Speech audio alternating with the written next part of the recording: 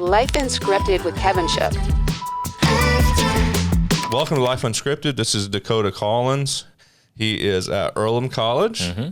And what is your position out there? So I'm the director of community relations. And what does that entail? Entails a whole bunch of stuff. It includes overseeing Revitalize Richmond, our recent funding opportunity that we received from the Lilly Endowment to help revitalize downtown Richmond. But it also includes things like reconnecting the Richmond and Earlham communities, getting our students involved in different things going on downtown, bringing the community back on campus to really strengthen that connection again. Sweet. And doing podcasts. and doing podcasts. Early in the morning. No, thanks for coming up here. And one of my big things having you up here is just to get some updates, if there are updates, because I'm kind of like middle of everything. I have a lot of different friends from all walks of life. They all have different perspectives, different opinions. Sure. They see construction, they're mad. Yeah. You know, and so that. It's kind of like, I told him, I'm like, well, I'll get one guy up there that knows what's going on and can kind of just share some of the details and some of the progress. You know, we've had, this is Life Unscripted. Sure. So I've obviously had all types of different guests, from like the lieutenant governor to a red-tailed hawk from the Animal Care Alliance. That's really cool. I don't know if I can live up to either of those. Well, it was real. It was just neat, and it was honored that all of these people come in and talk. So, give us kind of an update. Tell us what Revitalize Richmond is. Sure. And then, obviously, the two words go really well together, and yeah, it builds excitement. I hope so, because it is really exciting. So. Let's see, it was March-ish of last year, 2023, that the Lilly Endowment released this funding opportunity. And it was just for 4-year colleges and universities across Indiana. And they said, we want you to work with your local community to find projects that would be of the benefit for both the college and the community around it. And we will pitch in $25 million, a ton of money. The catch was that if you wanted to apply for $25 million, you had to come up with the other 70% of those project funds somewhere else. So fast forward on that math, that's about $56 million that you had to come up with to apply for $25 million. So we were really interested, you know, Earlham has been a part of the Richmond community for 176 years, a really long time. But sometimes that relationship has felt strained, or we felt distant, or sometimes the college has just kept to itself over on campus. But the college now wants to take a more community-oriented approach and be really involved with the community. And this was a first big swing at bat for us. This was something that only we could do to help out the Richmond community. And so we went for it. We jumped in with both feet. We brought in a whole bunch of people to figure out what we should be doing. And when I say a whole bunch of people from the community leaders, people that had been working on Richmond and downtown revitalization for a really long time. And so we did settle on that downtown revitalization because of how important it is for the success of the broader community. We really see if we can have a real positive effect, if we can create a strong downtown, it will have ripple effects throughout the rest of the community. And it's also a great benefit for the college, because so often our students will come in, or potential students will come in, they'll look around Richmond and say, I don't really want to live here for 4 years. Or if they do come to Earlham, they don't want to then live in Richmond after they graduate. And I think that would benefit both the Richmond and the Earlham communities to have more students coming in and to have more of them living here after graduation. Increase population, increase the workforce. There's a lot of people buying houses. There are a lot of really great benefits for the community. So that's really why we settled on focusing on downtown. That's exciting. Yeah. That's real exciting. So I read through the website this morning while I was on the treadmill and kind of got the gist of things. 3 pillars to this, correct? 3 major pillars, so tell me about that. So we're focusing on activate, build, and connect. And they all have their own different components. And there are a lot of projects that exist within each of those. But what a lot of people, when they hear about $25 million coming to town, or really overall over $100 million coming to town, they think, how can I be a part of this? And I'm so excited that people are thrilled about this and want to be a part of it. But in grants like this, you submit a full budget. Right. So you tell the funder exactly how you're going to spend it before they give you a dime. And so we submitted a really detailed budget built out on those 3 pillars. So all of the projects within those are fully or at least partially funded. Well, that's exciting. Yeah. So Activate. Tell me about Activate. That's the really fun one. You've told me about this off the show a couple times, but that's where it starts. It is where it starts. So one of the things we all know, we want an active and vibrant downtown. We want to see people on the streets doing things, and there are a lot of little pieces to that. There are quality of life pieces, there are business pieces, and they've all got to come together to build out a truly strong and vibrant downtown. So the first and one of the most exciting things is that we're helping to fund part of the Whitewater Gorge Activation Plan. Now, this is really being done by the Richmond Parks and Recreation Department. They've worked with the whole community. They've worked with some consultants to develop this plan to activate the Whitewater Gorge. And it includes everything you can imagine, from simple parking and accessibility features to being able to kayak and canoe down the water, to zip lining, to potentially an amphitheater and a boulder park and a new playground down in the gorge, and just all sorts of stuff.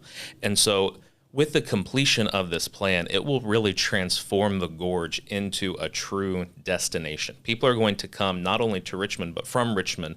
Like, citizens are going to have so much fun down here.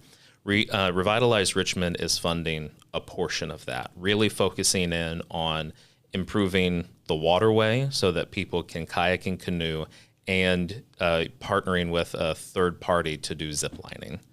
And so I think this is just so exciting. That'd be cool, because a lot of people take their kayaks and leave Richmond. They do. And then they go get in the river down in Brookville. Or Connersville, Ohio. and stuff. Yeah. So we'll be one of those destinations. So people from around here will be able to come to Richmond instead. We will be able to just hop right here on the river and take a ride. It's going to be fantastic. Plus, the zip lining is going to be so much fun. Yeah, it's just going to be awesome. And then there are other funding opportunities out there right now that others are pursuing to potentially fund additional pieces of that gorge activation plan. When you look at the plan in total, it's probably a $15 or $20 million plan that was going to be spread over years and years, because it takes a while to get that funding. But between Revitalize Richmond and all the work that the Parks and Recreation Department are doing, and people like the Wayne County Foundation, this community is really focusing on getting that done for the benefit of everybody. So, like, a lot of people talk about how this almost sounds too good to be true. And I'm like, but this is the first time we've seen this much money come into our community. Yeah. So it's going to happen. I get that people are skeptical. Right. That sometimes things like this seem too good to be true. Right. But that's what this community needs. But the commitment's there. The commitment's there. We've got $25 million in the bank right now to be spent on downtown within the next 5 years. It's crazy. Happening. Yeah. And that's not even counting all the community partners and the matching. And all the stuff that's going on outside of Revitalize Richmond. I mean, the foundation keeps applying for funds to bring in money to help do projects that aren't covered in Revitalize Richmond, or take those projects and take them even further. Like, there's so much happening. We've got so many incredible, dedicated people. This is Richmond's time. And I'm perfectly comfortable with people being skeptical of it. If I wasn't in the center of it, I would probably be too. Right. But this is our opportunity. And so just hold on, stay informed, and keep being hopeful. So is there a timeline on the first pillar, on Activate? So each pillar and each project sort of operates on its own timeline. And so there are timelines for each thing. But really, overall, we're talking about a 5-year timeline ending in 2028. So we started this past January. We have to get everything done by the end of 2028. And by the way, the Gorge Activation Plan is only one part of Activate. There is even more that goes into that.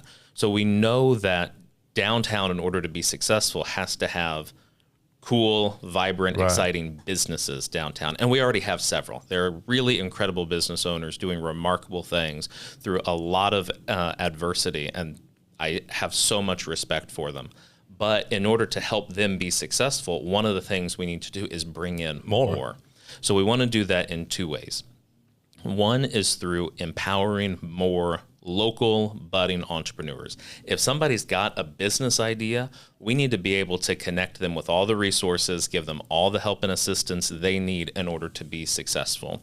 So we're going to hire a full-time business coach, somebody that's out in the community, going to the farmers market, going to networking events, talking to different people and saying, maybe it's time for you to open up a storefront, or have you ever considered opening up a business? And then if they need help developing their business plan, or putting together a pitch to apply for funding, or if they need marketing help, this person can help connect them with different resources, or find them a mentor that's already doing something similar in the community. Right. If somebody's looking to open up a restaurant and they're a really great chef but have no idea how to actually run a business, let's connect them with somebody like Kathy Hillard, who runs Downtown Deli and Smiley's, to really help them figure out the reality of what that's going to take and help them be successful. But as we all know, budding entrepreneurs present a little bit of a risk. A lot of businesses fail within the first 3 years. So we want something that also has a little bit more stability. It's a little bit surer bet. So we're going to be hiring an outside firm. They're going to look regionally at local, independently owned businesses in other cities, in Bloomington, in Muncie, in Oxford, anywhere around. And they're going to go to those people that have demonstrated success and say, maybe it's time for you to consider opening up a second or a third location in a brand new market. Let's look at downtown Richmond together to see if that will fit your needs, and really recruit some of those existing businesses with a good business model, with a track record of success, to come in and open up a second business here. Well, now, when you say locally owned, is that kind of like non-franchise? So we'll keep it relatively flexible for the company to look at these places. Okay. But really what I want are more, I won't go so far as to say mom and pop shops, but right. We're not necessarily looking for a big corporation. Right. It's not easy, but the path is clear to try to get a national chain to come in. And it is presented with its own complications, and there's a lot of work that goes into that. But what we want to see downtown full of are more independently owned businesses. Right. Well, like on any main street in any city, you might have some franchise, right, like Insomnia Cookies. Yeah. Which would be amazing. Yeah. That's why I don't want to count it out, because it's possible, right? Like, if the fit's there, we're never going to say no to something that fits the vibe, that fits the desire, that fits the need that our community has. But that might not necessarily be the primary focus. Right. And a lot of those shops in like downtown, man, you can go, like Rushville is a close one that I always talk highly of, because they have blossomed throughout the past 8 years probably with their downtown. Greensburg. They've been doing Green Castle as well. Green Castle, yeah. And a lot of those are non-franchise because they're smaller, boutique style. Might do e-commerce as well. Yeah. So that's like super exciting. And so that's sort of what that company will also help us determine. What's the appropriate market mix for a downtown like Richmond?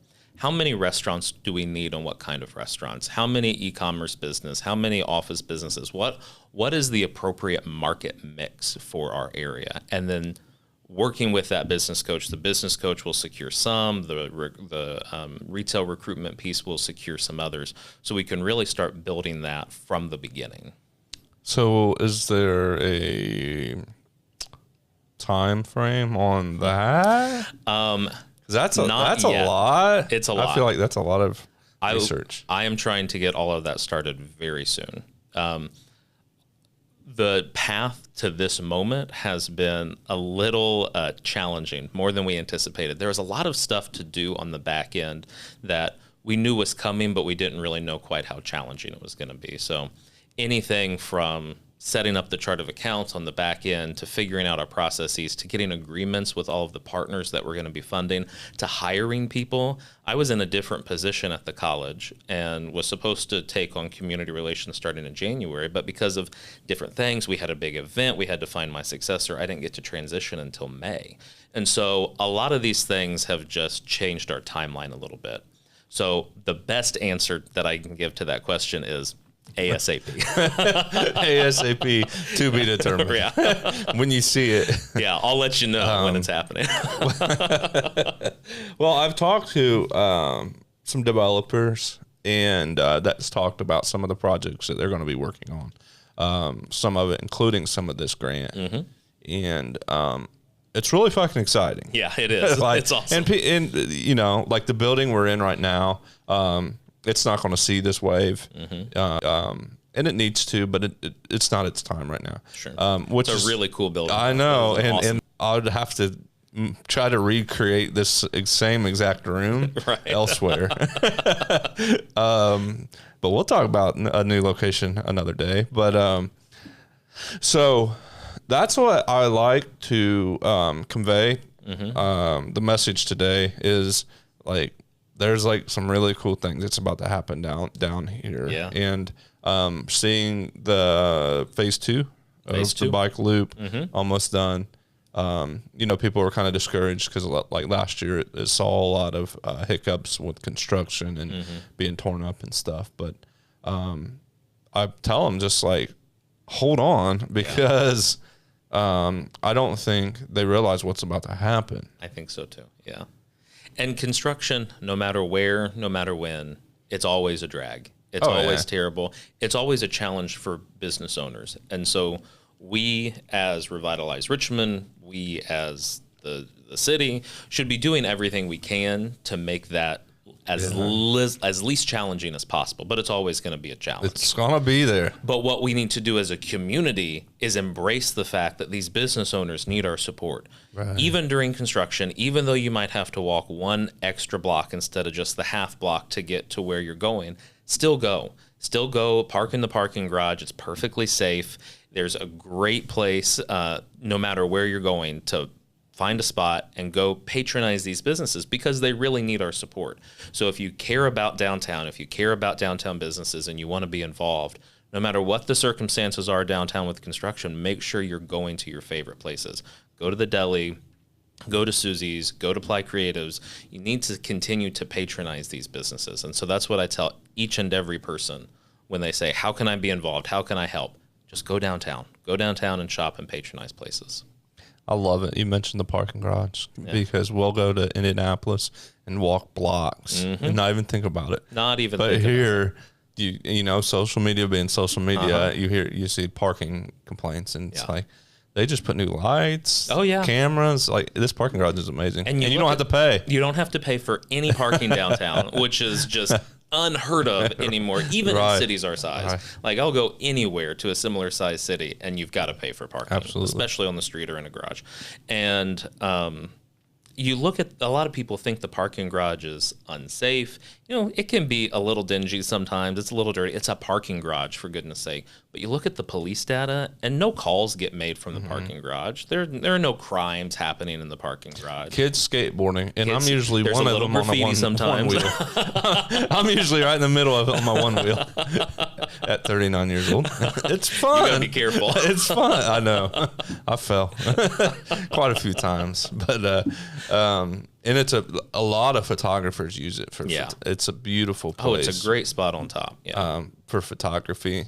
So kind of backing up to the pillars, is there a percentage, like we know some of this will be on housing, on apartments. Yeah. Is there like a certain percentage versus business with the ratio of like our commercial space, or is that kind of left up to whoever the developers You're would talking be? about percentage of like square Apartments, or residential versus commercial versus the activate stuff. Insofar as square footage or funding? Funding. There is a percentage. I don't have it on hand, but it's not as though we said we want to give such and such percent to activate and such a percentage to build. It just worked out that there was a percentage because the build pieces are so much more expensive. So they take up a lot more budget. And no matter where, no matter how you're going to do it, it's just going to take up more budget. So in build, we're looking at two major initiatives. One is partnering with Richmond Neighborhood Restoration. They've done several single-family houses around town. They just finished the Hill House on US 40 and 23rd Street. It's incredible. They also just recently did the Secret Ingredient building just across the street here. And they put 4 brand new apartments upstairs, and that's what we want them to do on several more buildings throughout downtown, 3 to 5 over 5 years. Take that same model, put in nice apartments on the upper stories, and then white box the first floor so that it's ready for those brand new entrepreneurs to just move in. They don't have to bring a building up to code. They don't have to put in new flooring. They just have to paint the walls and move in whatever they need in there. And so that's going to be a big piece of that. So we're going to see a lot of these older buildings rejuvenized because of the work that Richmond Neighborhood Restoration is going to do. The other big piece of this is focusing in on some larger scale buildings that are iconic in downtown. Now, those buildings haven't necessarily been decided yet, but we're looking at places that will have a big impact and can house a lot of people, and working with private developers to turn those into apartment complexes. Now, the first floor will still probably be retail space. I don't know what's going to be in there. The developers will probably work with the people that are working in Activate, the business coach and the consultant to figure out who they can bring in there. But all in all, between both of those projects, we're looking to bring in just under 300 apartments to downtown Richmond. And everybody says, well, who's going to live there? And we've done 2 different housing studies that have told us the demand exists at the price point we're looking at. And that price point across all the projects will be relatively broad. But what a lot of people don't know is that 42% of the people that work in Wayne County don't live here. They commute in from anywhere else, sometimes close, sometimes like from Connersville or Newcastle, but sometimes from all the way from Dayton or Indianapolis. And so they're living in much more expensive markets right now. They have the resources to be able to move closer if they had the housing. And that's what each housing study has told us. So I'm really excited about the housing coming to downtown Richmond. Are you able to share what some of those price points might be on some of these? So they haven't all been determined because we're still in the beginning phases of some of them. The Elder Bierman project called 6th and Main now is sort of a part of Revitalize Richmond in that we're not necessarily contributing funding, but it goes to that cost share that we needed on the other side. And so that price point could be from $1,100 to $1,700 a month. But those are really high-end apartments. They've got a lot of amenities that come with them. They're what people that are living in Indianapolis and Dayton are already getting. And there are people paying for places that expensive in town right now. Now, on the other side, we might see a little bit different pricing, maybe a little bit lower. So it all just depends on the square footage and the amenities provided in the space. Cool. So does any of the funding that you're involved with go to the 6th and Main project? Have they secured any Lilly?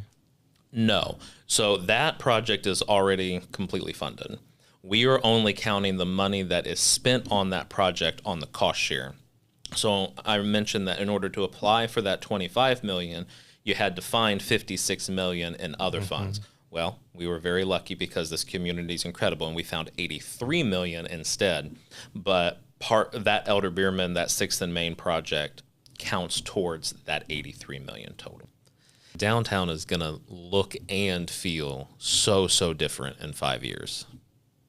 That would be. I just think that whole fresh breath of optimism and opportunity down here. Yeah. And that's why I like sitting up here, because like we're right in the middle of it, and so we can talk about it. Yeah. And I think these discussions are important. Yeah. Moving forward, and the more we can tell the community about the things that are going on and get them excited too, I think that's incredibly important, because we want community buy-in for the projects that we're doing. We want it to benefit community members. People have just got to stick with us a little bit. We're never going to have any progress in our community if we completely banish any construction. Right. We're going to have terrible roads, buildings falling apart. Like, construction is just part of living in a city. But hopefully we reduce the negative aspects of it as much as we can, and then we reap all of the rewards after it. I mean, we've talked about parking. People are complaining about how little parking there is downtown, even though there's a decent amount. But this construction is going to actually add parking back in. I've heard for years, well, they need to straighten out that street like it was in the 50s. The street's getting straightened out. I mean, there are so many things. They're listening. People are listening. People are listening, and things are happening, and things are going in the right direction. But there's no magic wand that can ever be waved to make everything happen without any inconvenience. We just do what we can to mitigate the risk. Without the orange cones, there wouldn't be progress. And Absolutely. That's as frustrating as people tend to get. Like, you would be literally driving through ghost town. Oh, yeah. If you didn't have construction. And hitting every single pothole along the way. And don't get me wrong, like, I feel it too. Construction sucks. Like, I hate coming down here during construction, but you still have to do it. And you have to come down and you have to live through the construction. But yeah, I get that it's a drag. It's frustrating. It's annoying. And I don't live downtown, but when there's construction going on near my house, it's frustrating too. It's loud and obnoxious, and I can't get out of my driveway sometimes. But it's necessary. But then I've got this beautiful road right outside. Right, yeah. It's part of the infrastructure. Or a nice new sidewalk. Yeah. So do you have an estimate of maybe how many people this will bring to Richmond, living, playing, working in Richmond? I don't have an estimate on the number of people, but one of our goals through this grant is to see the stop of the population decline. Okay. We want to see a turnaround of our population decline that really we've been seeing, I think, since the 70s, at least since the 90s. The population has been slowly dwindling. Depopulation. Yeah. So we want to see that stop. And by bringing in living opportunities, we allow people to have the spaces that they want, and therefore they will move in. They're already working here. They're already going to be coming here for the Whitewater Gorge, which is going to be steps away from some of these apartments. This is going to become a bigger, brighter destination for people to want to move to. But they won't if they don't have the appropriate space to move into. So that's why these apartments are so important. There's going to be lots of space downtown. That's exciting. Because I was thinking, like, Orange Theories. I was thinking those gyms are really cool. Because with if Elder Bierman, if they stick to that same exact plan, that includes a gym, a bike shop, all kinds of stuff. Yeah. That gym will probably, most likely, if it's like in the cities, be specific to those residents. Probably. So it would be cool to have like an Orange Theory or something like that down here. But that's why people say, well, who would ever pay that much for an apartment? And I have a tendency to agree. I might not necessarily. Right. But it's like living in a hotel half the time. You've got your gym, you've got your pool, you've got a pet place, you've got a garbage valet. Like, there's so much there. And so that the people that can't afford it, and a lot of them don't necessarily live in town right now, I think will be very attracted to it. So the Elder Bierman demolition timeline is still moving along as planned. I think we can expect to see that building down by the end of the year, probably before the holidays, which is really exciting. Loop Phase 2 is well underway. Anybody that comes downtown can see that for the 2 blocks that they've been working on, that concrete has been poured. They still have a bit more work to do, but that should be done within the next couple months. And then they'll move on to do the next block on Main Street, which is the 900 block. And then upon completion of downtown, they'll move into the Depot District. But I would say all of that could be done also by the holidays. We'll see all of that construction being done definitely before the end of the year. And then some of those build projects beyond the Elder Bierman project, like the Richmond Neighborhood Restoration Project, they're going to start working on some buildings. Hopefully within the next couple months too. They're starting to secure some things, get some plans ready. So everybody is working so hard on the back end, but there's so much planning that still has to be done, and permits to be gotten, and funding to be secured, and all these different things. But everything's moving, even though people aren't necessarily seeing it all happen right before their eyes. Right. But I think we can anticipate seeing a few more physical things happen before the end of this year. That's super exciting. I love it. I love it. Well, thanks for coming up here. Yeah, this has been a lot of fun. And let's do it another couple months or something. All right. Yeah, that sounds awesome. I'm excited. Appreciate it. Thanks. Life Unscripted with Kevin Shook.